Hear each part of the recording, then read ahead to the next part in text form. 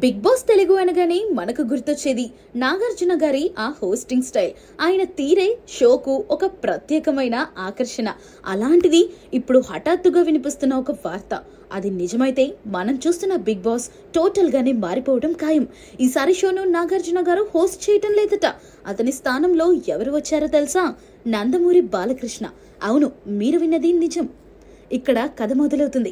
బాలయ్య బాబు అంటే ఫ్యాన్స్ కు ఒక రేంజ్ మాస్ ఎనర్జీ గుర్తుకొస్తుంది.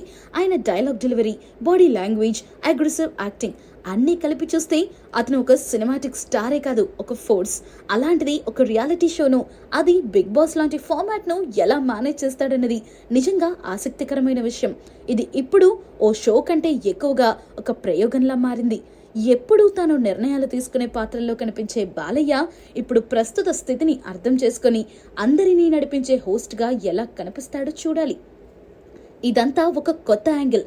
ఎందుకంటే బిగ్ బాస్ అంటే నరేషన్, సైకలాజికల్ ఆటలు, కాంటెస్టెంట్స్ ను బ్యాలెన్స్ చేయటం, ఇవన్నీ నాగార్జున గారు చాలా సాఫీగా చేయగలిగారు. కానీ బాలయ్య స్టైల్ ఆఫ్ కమ్యూనికేషన్ పూర్తిగా డిఫరెంట్. ఆయన ఏదైనా మాట ఆచితూచి చెప్పడం కంటే ధైర్యంగా నేరుగా చెప్పేస్తారు. అలాంటప్పుడు ఒక కంటెస్టెంట్ కనబడకుండా అబద్ధం చెప్తే లేదా తప్పు చేస్తే బాలయ్య బాబు ఆ విషయాన్ని ఎలా డీల్ చేస్తాడో చూడాలని ఇంట్రెస్టింగ్ గా ఉంది. ఈ షో ఇప్పుడు మరింత న్యాచురల్, స్పైసీగా మారబోతుందనే విషయం అర్థమవుతుంది. అలాగే బాలకృష్ణ గారి చేత బిగ్ బాస్ టైటిల్ అనౌన్స్ చేయించడమో, ఎలిమినేషన్ ఎపిసోడ్స్ లో తాను చూపించే అగ్రెషన్, ఇవన్నీ ఒక కొత్త ఎలిమెంట్ తీసుకురాబోతున్నాయి. ఇది రియాలిటీ షో అనే కంటే రియాలిటీ డ్రామా అయ్యే అవకాశం ఉంది. ఒకవేళ మిగతా కంటెస్టెంట్స్ కూడా ఎక్కువగా డైరెక్ట్ గా మాట్లాడే వాళ్ళు అయితే వీరి మధ్య హోస్ట్ హౌస్ మేట్ డైనమిక్స్ మరింత వేరే లెవెల్ కు వెళ్ళవచ్చు.